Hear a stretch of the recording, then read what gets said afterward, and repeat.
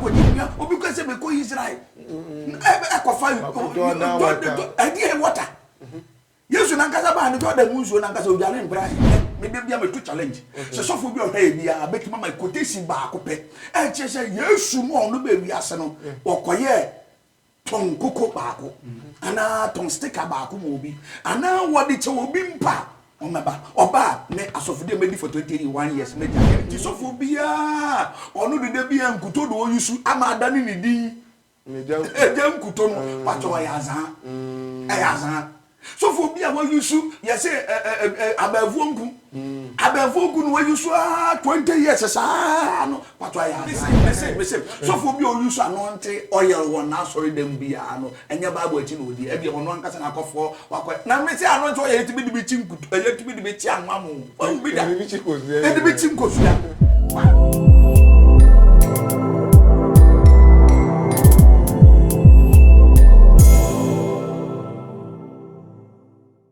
Abusia ya mamu nyina akwa aba edeba Pinax TV so mpanyifo se obisafo enyira akwantin na ye de masofo ekuku dem anase asembekafo ekuku dem abetena ye studios a ne ekoso wo honorable Kennedy Japan any prophet Niger Gazing sem mi ne bi wo ha na eye hunhu masem anase Bible masem a minu mienu nyina ye ni hu adekire anase adwenkyire ntina ye de masembekafo mienu anase evangelist Philip ana yankasa ye papa Mr. Osei abetena ha pese ye pese mu ni ehu ne ekoso wo Bible ma na say niema e wo Bible ni ma omo ye bia minu mienu ye ntia enti empanyifo medical mema makwa baba Pinax TV so wait a minute say wo Osembeke ni Philip and as evangelist Philip so Bible mo no minim say ben bebre sisi na prophet Niger Gazing ni nsem chire mu na no ne Kennedy nkita hodie no Kennedy boss kan bi hodin sekan sword e be see mu say Bible mu sword ejina ho maden ayo be fa akwaje so na ya chia ahwafo nyina my Ghana ene wo mo hwe sado nyina enam okwan so nko so achia wo nyina say ya ka say sword ana say sekan ya o wa twere no mu a mu nsam do so bebrebe but ayi adipa bebrebe fa twere sam no out of content temi o ebia si betimi aka Bible a ebe kan sem yo Hebrew chapter 4 Hebrew chapter 4 no ebe kire mu se onyankopon na asem no aye sekan no fanu enti aya asem ben a wo se ense da nye sekan but wo se sekan wo di twade a etumi twade no na se twa na twa enti ye fa no se aye politics a obenya nyame asem a ekasa fa politics mo se aye Bible mo asem a obenya jamanya kopo asem a etumi kasa fa ho saa enti bo se Bible no fa nyankopon asem no in totality a etumi kasa fa be bia all angles awariem anyumtro mu politics mu be bia enti se bia sekan so odi ko mure mu na odi kodo a enfa se wo ye champon enfa se wo ye nunum enfa se wo ye dua etumi twa bibia nti saa na twere ne pese o kire se so fa otumfo ya we na asem a etumi kate across but na enye se sekan yan kasa mu asem en wo kan but o fa nyankopon na asem no a etumi kate ba bia ana o kan Matthew chapter 10 verse 34 so a o kasem bi ebebebe mu a yen kan ne hade Matthew chapter 10 verse 34 ya jingo Yesu no kasem bi o wa ehun be yin ase ye behwe ye dia hwese ampania pase asofo no mu yusu sekan no what is the motive behind ya yeti echiri the most of time no ya yehu ne say obia ade bi opese o ye bia me obetimi afa quotation media yo okay confo won quotation wudi ni won quotation wo pega bia obetimi nya quotation ni nyina wo twere nu but nemom asem no wo ne tobre ene ne nhyehyeye ene se dia Bible nankasa ekira ase fa na mo wo kofa out of content no na wo kan se dia wo pe dia ena wo be kire mu say Bible no sise nti say okay yen radie wose okon di asomdue nim yanko wose mususu se me de asomdue na me ba asase so Yesu bae no wose mususu se me de asomdue na ba asase so asomdue na me de bae ena asomdue na me de bae emom enkrante but Yesu ba me okita enkrante tabi no kita sekan no kita sword na mom enkrante di gyina wo se Yesu na ba wiase no wanfa sumdwie won se nkranta so edu akobra ne ye twe nkranta na misi se nipa bewu asam kese bi besi nti Yesu se won no wiase no wo baaye no wanfa asumdwie na baaye na emum ode nkrante ay bibi ye fa the typology nti ade bi type ye yusu nti Bible no wo metaphorical speech bebre o Bible no mu ase wonnim ukofa se Bible na kaso ode nti no eye rare sword Bible na ka we nti eye we ya but oba message the whole Bible interpretation nti ye ka se sword nka se gina wo Nyankopɔ asem na number 2 sword no so to bi gina wo ma se entokwa. It will kind Joshua chapter 5 verse number 15 and ebre bi Joshua so ohun obofo bi se okura enkranta watwen nti enkranta na watwen no signal say bibi besi eye ntokwa nti oman no wonya hweye nti anese sofuo bi kofa sekan se eya hyenso die nti odikowura na asore dan mu a ene no okodi awu ene no okokum nipa because because obi ba menche one day so the baby ba menche one day say so for me catch and say obi shop na say opese shop no koso a onko ontutu from baby we be store ontutu for no fa Bible insha no ndua Bible and me be say what is the reason say they go tutu from the Bible was there no idea pan there ba asofo no ma ban no omo ye ade bi mo wo ye hu ewa asore banim but ohwe according to our holy scriptures in there enye sa na kire kora okay it is a metimi aboni tia wa kana tia say the Bible no kire dia say ye ka say nkra enye nka bi bia wo wiase bia according to Bible no esegna fa if you wo Bible say Bible say wo nkonko ye buburo ade ti no nko fa buburo metra so dem onko toy buburo masia so dem no nya wo nkonkron iti yewo nyema bebre edu baby kura ensuo oba ejina o masafo okay okọ according to Bible no oba wo ye pio ejina o masafo iti oba ye pio ejina o masafo dia ade ti yankofa oba vanji mejina asafo do asore den iti se ba kofa sekan na esegina fa wo tu fo ya we nasem ene nyema ni nyina no Bible esegina fi bibi no yemfa mbre yankofa mra asore dem ni hunu se de ye pa kire ni enti akode eya ma omo nko hokora asofo na omo nko hokora bifo no omo se dade kawa bi ni so de bi ani ne manyama bi ni ne manyama bi na de sensen asore dem wo se even do kura no eya abosonsom okay yeah men kan ada wo image worship Bible hey tikura kura say ade wo bi sum wo bo ade na bibi gira ho Nyankopon mara nsa Exodus chapter 20 verse 2 okade asem menya bo woni menya ade bia seso Deuteronomy ni ka menya bibia seso nti me ankasa kura no se stika se mando se dia yo for direction na se bia o kwa sorry ana ye ba studio half ya kama se ya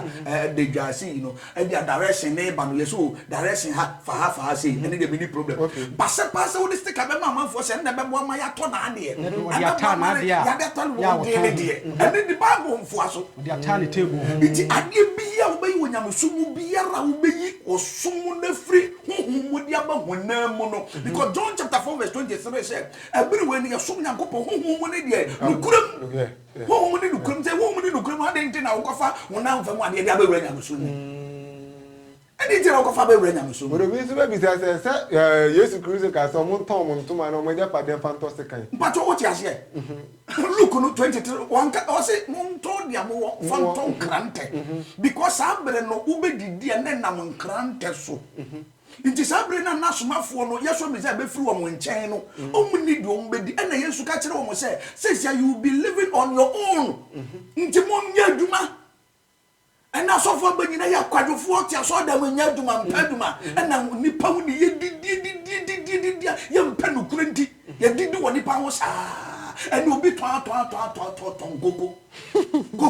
ne cap 50% so ye ton gogo be and the cities me say Ghana ha si ya nhwi ya dia sofo de be ye no na se e rekwa copy baby say asore ma no so mani te kakra ba o mani te kakra ba it no say sofo bi ka say sa de we na be bo spiritually na say enye baby no wokoje no na e Bible mu a mo ma ye nti ate we ya sese edu baby a ya manfo so mo nji Bible ni no na o ma kofa sa sofo yi no masem no mo de bashe Bible say Bible nya no kore ye nya ne sa ye the Bible na a chiri nipa suban ya wo mu o tumi fa nipa suban kire se de Bible kan nti ese Bible na wo de chene se dia se mesu ye dia onua we ye ne nye na mo so onua ne bosu ba bi no kura Bible nti wo se because of so kura Bible nti na Bible achene ne so wonye sa no a Bible nya ne sa okay Bible nche ne sa kro wo difo okenka Bible wo tia Bible na bebo wachi wo difo okenka Bible se wo ya de na nya Bible na bebo wachi it is also for no one near ma wo ye these days na bia kwaje we bia kwaje nua bia kwaje nsuo bia kwaje nua obi kwa se me ko Israel akwafa adi water Yesu na nkasa ba ne Jordan nsuo na nkasa obiale mpran na even do Jordan na nkasa dam na nkasa wan na kache say red Jordan okay wan na kache say Israel na kra na won na ye Israel na Bible no mu no okay debi so ne obi kasa me ko Israel ye wo sei akwakoji bibia wato no wagu enya tete dia enya tete Israel Bible mu Israel no wo no go enya no na wo ko dey okay my tia say papa dia ay simple okay ye fa ne say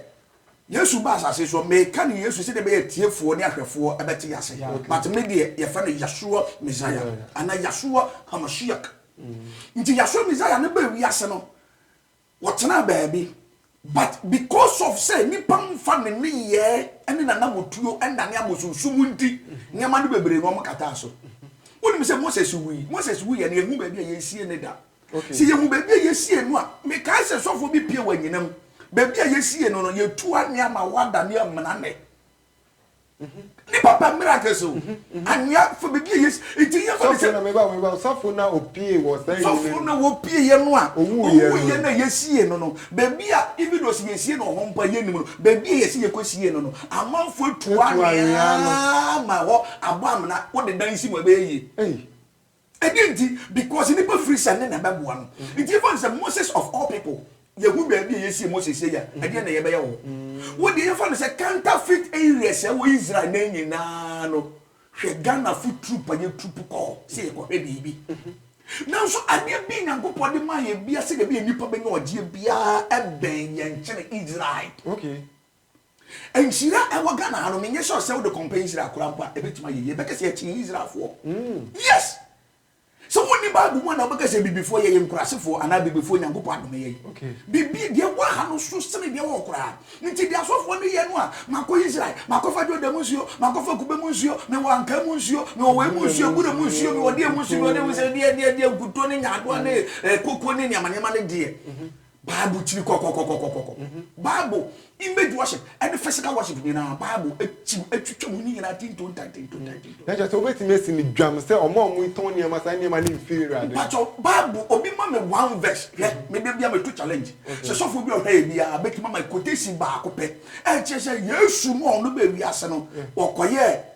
ton koko ba ko ana ton sticker ba ko mo obi ana wodi che obi mpa Omeba oba me asofode me di for 21 years me jai oh yes na sa asomafo no mpo asomafo de bi ye be jai hwe mame wa asem John chapter 9 am say me kasa yawa John chapter 9 so okay no back in Bible na John chapter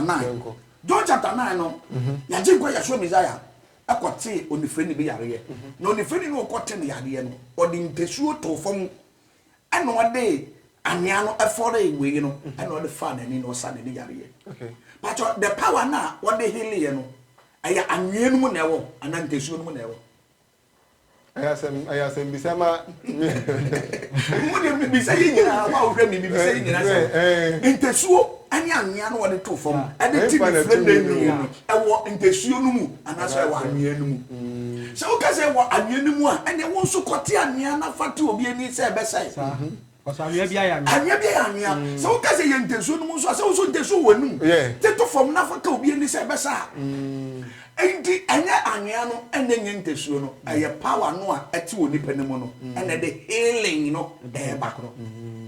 enti you for say healing wo ba bu mu ni nyina so be use physical example bia Jordan mu no enya Jordan no ena ayaresa ne wo mu enti se Jordan mu na ayaresa wo mu anti go face ayarefo ni Jordan ho enti be ka se na ayarefo ni Jordan so we be ka se better man no atena Jordan nsuo no ho na ebisi aduasa nwotwe ya obafo ni be hunu nsuo na no so okonya ayaresa na nti na e be emu ta Jordan tumi bi Jordan tumi nti kona koto mo e so problem it's also kona to me say ubenya yaresa ubenya pomudina because I just for once the miracles be no I repeatedly our Bible say Nyankopon use sword or use sword throughout or use Jordan or use Jordan throughout or use eguntoa enkuto throughout there be esesa moment bia ne dia nti sofo bia onu de bia enkuto do use amada ni din ejam kuto no pato ya azan so for bia wa use you say abavuonku abavuonku no wa use 20 years sa no pato ya azan naturally say onsam kan emu ni de say miracle ne ba say bia yemfa kutu ense obi yefunu yare a wa say esesa obia ne problem e ba no esesa according to Bible format say na yemu okay according to Bible na down there say you say edu ba bia miracles na sesa okay with different the same problem krama the way of ayesa ni pan yare no asesa naturally say the level of anointing oil so for be use no naturally say ni kwemu no de enya sa na osan even though anointing oil na nkasa obi o use anointing oil na nkasa kasa kra organ akra no we fairly poto oh yeah me there papa say suma me say so for obi o use anointing oil won na sorry dem bia no enya Bible achi no odi e bi ono nkasa na akofo wakọ na me say anointing oil yetibi de be chinkutu yetibi de be chi anwamo o bi da e de be chinkosu ya Bible mu ya woni matere yetumi de anointing oil eye. Number 1, ye de see sofo. Number 2, ye de tsira yarefo. Ana onyene. Nji apostles anyo matere we no. Ana even do kura no okay Bible no a. Exodus 20 no a 24. O say nioma no Bible ka se yemfa nye oil no. Enye ne no mu use no. Abro ka kire Moses say yes, on fanye. Oil. Enye ne mu use no. Nti yemfa ne se Bible ka se di wan nye ne seso no. Se nipa ne yebekuno. Okay, we dey say asem enkrofo bebre ka say say Moses ani ye man no say on fan kostra iron ne mba nti say o say mo bi anye sa ade ne foforo de say me betimi so ayi afa formula foforo e de aye foforo o de ya foforo nya ne de no a so person follow Moses principle Moses God Moses bibia de a Moses say dia Nyankopon asha ne so onye ne sa de say ye no ani o ko ka say so onya de foforo de ani mara no so Nyankopon de to Moses no e say o formula foforo nti say ya say ye nya the way of ewudie nti me ku me twa wuti a enya ewudie na mo me de say ka wo ye mu a na ye ewudie de o to be nka na sa nti mara no a owura no a wo bo wiase atumi nyene kura no wo de ma Moses no aye for everybody I said you don't know you be piano out of Bible media. It was mistake. Gana so for do. Say too many Ghana I do my for back paya so for the and to be so now could this offer so he has certificate. Let me say one for Bible school. But dear Bible school 3 weeks. What 6 weeks? That's how you have certificate. And certificate. Yeah, they are more on we interview. In part of school, who call 6 weeks. Who call 6 weeks? Now, who so for one school 6 weeks, maybe your certificate. Go to quotation, I want to go to Chile. Indeed, my idea, Panaso for nature. That's why I say, okay, Bible school now in general. Ah, Messi Ghana so for in a failure once and go back to classroom. Problem why you face what we are say what mind Ghana teaching why you are software. Omnium cry for church and Bible no doubt. Okay. Nanka pass software be sorry. Na me say ba ku bi say just me de me sa to me no for so ansem amon paya ma. Ba ku bi na no also okisi me say wo don mu. To be yi ba ma I say so it won kasa kwa do ni nyansa. Sebe wan kasa wo ma me ne kasa me video ba ku bi na software bi ma me panimu pa e di nu fa to so e di anwanche why fa ho e na si ya buram say nyansa wa hi. Ampanya pasa wo ma me na ne wo yare wo ne nufu mu antu de ba tu TV so obi anhwe nti wo de be se dem amon pa ma no na de nti na yi obi de wo se chinchira chi asese wo be bon pa ma do mu na ni pa mu se wo ye miracle working guy nti me say bebre Ghana so for ye papa ke de Japan do ye ne de eye but me kwadu o ye no fofofo wago no wa ma omdodo wago no wa ma pa aduma wo kanya aduma aduma wa nya aduma Mane aduma na sofo aduma ya sofo mpanimfo aduma but wo ntimi nye ya na ke pa no betimi aye idea pa na so for one abo Kennedy Japo betimi aye fa so for obi ni mo na so nya na adwuma da so ye na adwuma onda so nkwa sorry da so kona sorry onya na sorry nti idea pa na betimi aye Christian council wa Ghana after all these things no anka say Israel woni de ntia Bible mo Israel ye Israel ye yi ohene bia no a ye odifo a control ohene no but Ghana say na yebenya NDC edifo ene yebenya NPP edifo enti NDC to so a ye yo edifo o mo hye nkoma NDC nko a okay on hye nkoma NPP da enti we frɛ me ho say wo ye Ghana edifo a me hu ne say da wo ye NDC prophet the same apply to one nso wo other side no mo ye NPP fo no NPP bia afi bia obewini afi bia NPP bewini afi bia NPP bewini na so twere no mo no ente sa edifo ba bu no mo no kan say bi ma me wo Jeremiah chapter 5 verse 31 Jeremiah chapter 5 verse number 30 won so ko na dwuma yi 14 days o she prayer camp e pa na wo ye nanko pose fa na nsia ye adwuma e de to so no ye de omen nti 7 days na ye rest da ba ko pe na ye rest the whole Bible a year no mo no dey fasting according to Bible no only the 10th day of Ethanim which is the 10th day of October the 7th month pe and the Bible say you get 24 hours fasting aside just October pen was still your fasting the whole year according to Bible principle no one kasa wo ye bia ya wo asem but according to Bible ne dia nka wo hwe a asafa wo wiase nyina wo be fasting 1 day pe they say what 24 hours afi 24 hours asa afi mu nyina no se woni ba gburubu a so for bi na ko na be say yes Christo kra kwadi mu ada medodia but when yankopon share no wo ti obetima your 40 days fasting wo na wo pe because wo na wo pe obi bi na wo ya mo fasting but according to me show by for so your 40 day 49 fast ya wo mo nya ready ana asofo no kra fasting na wo ye no wo nye ni yie naturally say ebia me say ebia me person ebia de bia me fast na me ankata say ebia sorry be fast na ma me January there January bia this say 30 days 21 days fasting how kra Bible share ne sha but say so for no kira wo say e say mo ye no say the reason na reason to aso mu a obetimi aye ene de mo amasem a but according to Bible ne the Bible say one day dey fasting according to Leviticus 23 verse 15 hours we dey say be ma Ghana fo eni anda ho ana say we kasa ma Ghana fo eni anda ho woni entrekese ni bia asofo ni bi use di bu ni papa so trick say trick say obi ndani apache na onye se dia obu akoko mpe na ye tre na ye ntumi nkakura ye wo bebre evidence bebre videos bebre next time bia me ba studio me de me laptop na beba ne bia ya nyemo bebre trick a lot pa na eya wu anka ti wu bi iti pa mi ya wo say sebe ya ni abo mi ti wa wo yare mami o jiri TV so ya azade ya o mu kenju wa hwa ya no kore anya no kore mi ne de asofo de trick de ye gina ye ntumi nfa ya no nka ne keke but ye say ye nya evidence e kire say ampanya pa say trick ye de e wo pa papa we dey emre ni nti mo last words I will catch ahwefo ne my last words am catch ahwefo aye Matthew chapter 24 verse number 3 downwards. Matthew chapter 24 verse number 3 downwards. Yashua Messiah ka say bi ebre wa beko. Yashua Messiah na eku hia na pa nti ebre wa beko no wo ka say bi. Yen hwe say betumi aka. Matthew chapter 24 verse 3. Pacho ma wonya hana die ma me na yen hwe ade. Matthew Yashua ba obeba biu.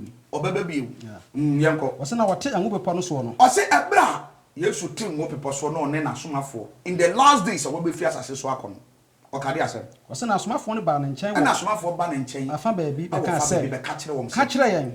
Da be na yenu be ye ho. Da be na yenu be ye ho. Na die na be ye wo ba. Ani wiase bi no senkyerene. Ani wiase wiye no senkyerene. Na Yashua buase won say. Yashua buase won say. Mo hwe no obi ana ada mo. Mo hwe na foi. Asema me ka che mo say hwe yi na sofo obi amfa ne na ada asem. Ena ga na sofo so mo anu ode. ɔmo wɔte kyerɛmade ɔkasa no wanyɛ vigilant obɛka sɛ deɛ ɔka no yɛ nokorɛ Bible Yesu anum asɛm no sɛ monhwɛ yie no obi amɛyɛ dɛ ama mɛdaadaa wo problem na wowɔ no ɛyɛ natural problem ɛwɔ obi afie to bu ase ɛbɛkɔ to bu ase ɛbɛkɔ adwuma na wopɛ ne brɛ so a yɛwɔ natural way bi a Nyankopɔn fa so bie kwan ma nipa wonte aseɛ da onya bokyra na bu nipa suro nipa buadeɛ nyahobrasieɛ adwuma wo mu no nyahobrasieɛ sikatua no nyakoro nyahobrasieɛ ɛna mekɔ ofise de ɔno wɔ soro ɔno ofise ɔno ofiri ya no koduro hɔ yesi nyabokyere toboaseɛ o wawadiem na sika nimu a nyabokyere kakra wo benye sika wetime bie store na opɛ na wodie Amerika ɛne na masofo so dia Bible sɛ asofo no so bɛyɛ dɛ ɛbɛdaadaa asofo bɛdaadaa ntimo woni nda minim sɛ question bebree kɔ so tima wonya wo bebisa te sɛ question mi te sɛ